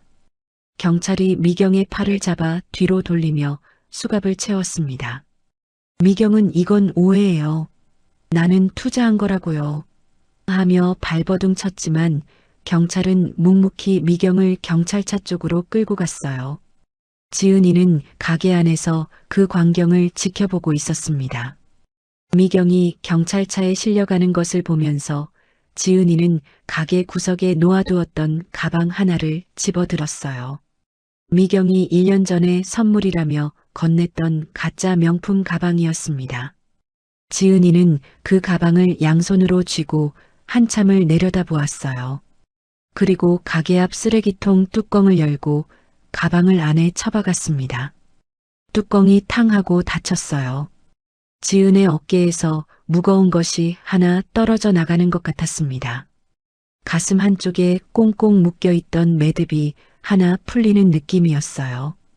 방앗간댁이 다가와 지은의 어깨를 토닥이며 말했습니다. 잘했어. 이제 진짜 끝이야. 지은이는 고개를 끄덕이며 가게 안으로 돌아갔어요. 민준이가 가게 한쪽에서 영감의 무릎에 앉아 과자를 오물오물 먹고 있었습니다. 영감은 아이의 머리를 투박한 손으로 쓸어주고 있었어요. 지은이는 그 모습을 바라보며 입꼬리가 올라갔습니다. 이제 정말 끝이었어요. 천사의 탈을 쓴 뱀도 키워준 값을 내놓으라던 거머리도 모두 떠나갔습니다.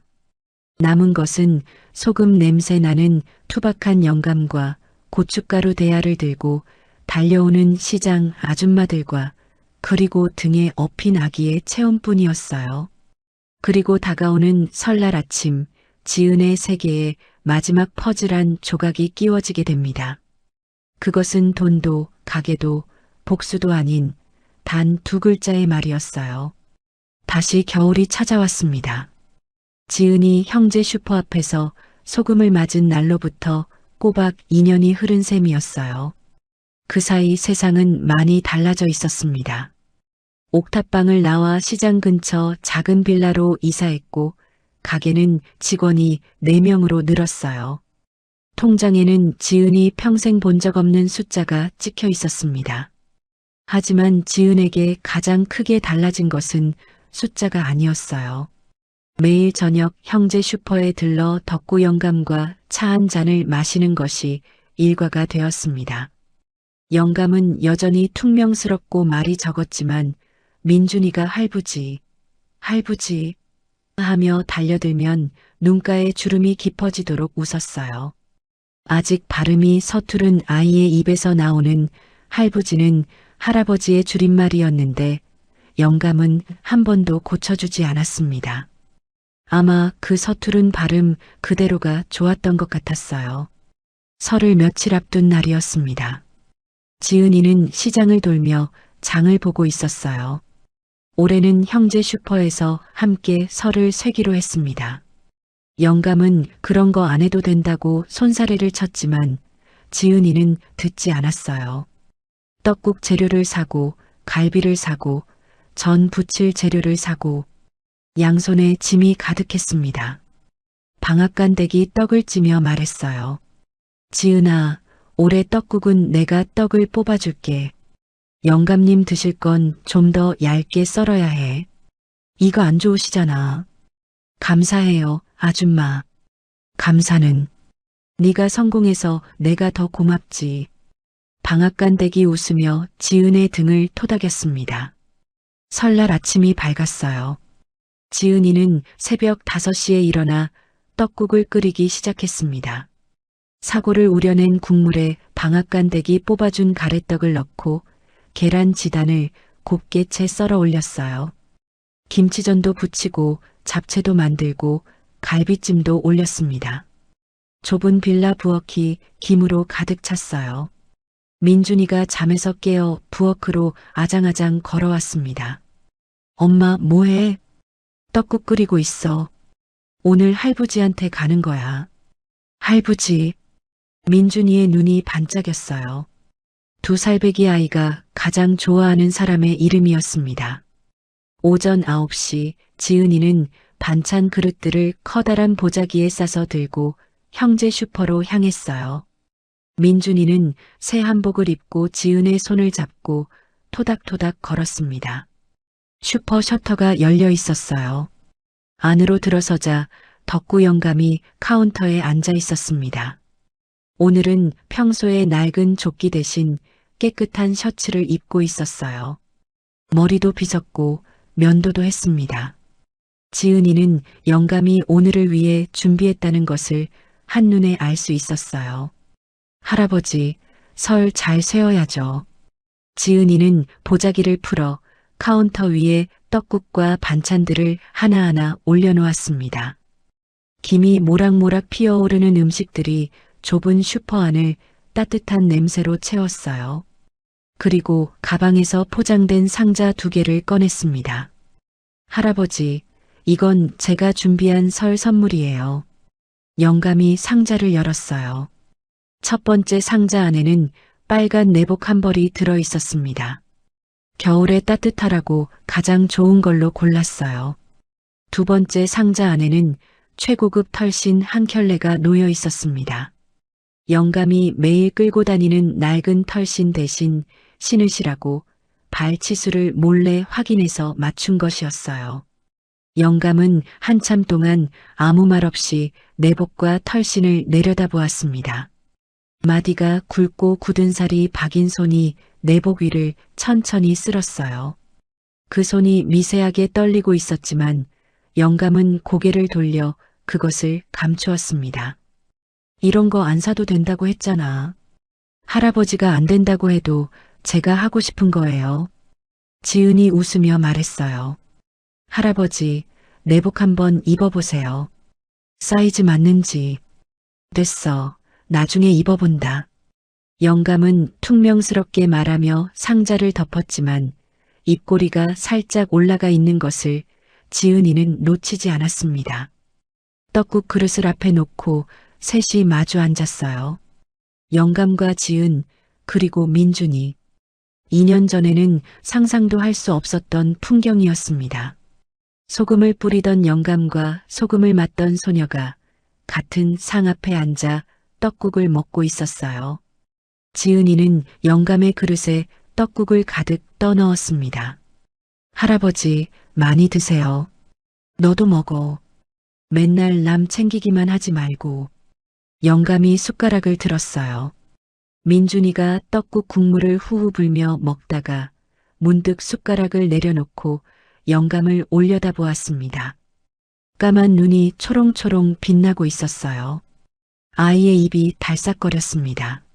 무언가를 말하려는 듯 작은 입술이 움직이고 혀가 입천장에 닿았다 떨어지기를 반복했어요. 지은이는 숟가락을 든 채 아이를 바라보았습니다. 아? 민준이의 입에서 소리가 새어나왔어요. 아? 아버지. 아이의 목소리가 작지만 또렷하게 슈퍼 안에 울렸습니다. 할부지가 아니었어요. 아버지도 아니었습니다. 아버지. 서투르고 뭉개진 발음이었지만 그 두 글자에 담긴 의미는 세상 어떤 말보다 선명했어요. 덕구 영감의 숟가락이 떡국 그릇 안에 풍덩 빠졌습니다. 영감의 입이 벌어졌어요. 주름 깊은 얼굴 위로 무언가가 번지는 것 같았지만 그것이 웃음인지 울음인지 분간이 되지 않았습니다. 민준이가 의자에서 내려와 아장아장 걸어가 영감의 무릎을 두 팔로 안았어요. 아버지, 떡국 맛있어. 영감의 턱이 파르르 떨렸습니다. 그리고 무너졌어요. 73 평생을 꼿꼿하게 살아온 노인이 소금 대야를 들고 작기를 쫓아내던 그 단단한 노인이 두 살배기 아기의 두 글자 앞에서 흐물흐물 무너져 내렸습니다. 주름진 두 눈 사이로 뜨거운 것이 줄줄 흘러내렸고 마디가 굵은 손으로 아이의 작은 등을 감싸 안으며 고개를 푹 숙였어요. 그래, 내 새끼. 영감의 목소리가 갈라졌습니다. 내 새끼야. 마누라가 떠난 뒤 20년 넘게 혼자 슈퍼를 지키며 세상의 날 보고 웃는 사람이 하나도 없다고 생각했던 영감이었어요. 그런 영감에게 처음으로 웃어준 것이 이 아기였고 처음으로 하부지라고 불러준 것도 이 아기였습니다. 피 한 방울 섞이지 않았지만 이 순간만큼은 세상 어떤 혈육보다 진한 가족이었어요. 지은도 울고 있었습니다. 숟가락을 놓고 두 손으로 입을 틀어막았지만 어깨가 들썩거리는 것을 숨길 수가 없었어요. 가슴속 깊은 곳에서 꽁꽁 묶어두었던 감정의 매듭이 한꺼번에 풀리면서 본물처럼 쏟아져 나왔습니다. 부모에게 쫓겨난 밤, 소금을 맞던 새벽, 맹물로 버텼던 나날들, 1000만 원을 잃고 한강 다리에 서던 그 순간, 그 모든 시간을 견뎌낸 끝에 도착한 곳이 이 작은 슈퍼 안의 따뜻한 떡국 상이었어요. 방앗간대기 슈퍼 밖에서 유리문 너머로 그 광경을 지켜보다가 앞치마 자락으로 눈물을 훔치며 혼잣말을 했습니다. 아이고, 저것들. 시장 골목에 찬바람이 불었지만 형제 슈퍼 안은 떡국 김과 눈물과 웃음으로 훈훈했어요. 2년 전 소금을 뿌린 영감과 소금을 맞은 소녀와 그 소녀의 등에 엎여 영감을 보며 방긋 웃던 아기. 맹물로 배를 채우던 19살 미혼모가 이제는 풍성한 떡국상을 차려온 가족이 배불리 먹고 있었습니다. 피 한 방울 섞이지 않았지만 소금보다 짠 눈물로 고춧가루보다 매운 세월로 엮인 이들은 이 세상 어디에 내놓아도 부끄럽지 않은 진짜 가족이었어요. 덕구 영감이 코를 훌쩍이며 말했습니다. 떡국 불었다. 빨리 먹어. 지은이 웃으며 대답했어요. 네, 아버지. 그 순간 슈퍼 유리문 밖으로 하얀 눈이 내리기 시작했어요. 지은이는 창밖을 바라보았습니다. 2년 전에도 눈이 내렸어요. 소금을 맞던 그 새벽에도 이렇게 하얗고 차가운 눈이 골목을 뒤덮고 있었습니다. 하지만 그때의 눈은 지은이를 얼어붙게 만들었고 지금의 눈은 따뜻했어요. 영감이 숟가락을 들며 말했습니다. 야, 밖에 눈 온다. 소금 뿌려야겠네. 지은이 피식 웃었어요.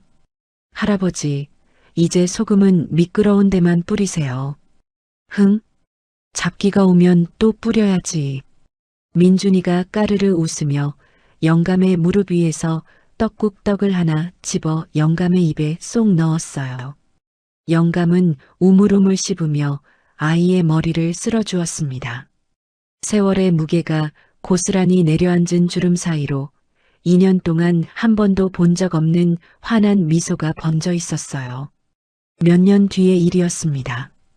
지은이네 반찬은 시장 안에 3개의 매장을 가진 프랜차이즈로 성장해 있었어요. 지은이는 25이 되었고 민준이는 7살이 되어 초등학교에 입학했습니다.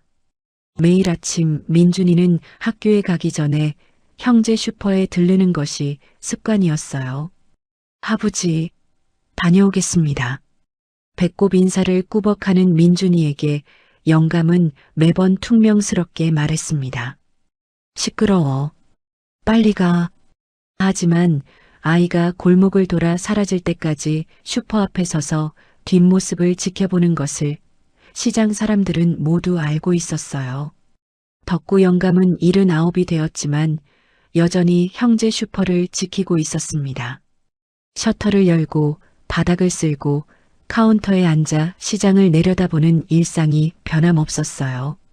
달라진 것이 있다면 카운터 위에 민준이가 그린 그림 한 장이 액자에 넣어져 세워져 있다는 것이었습니다.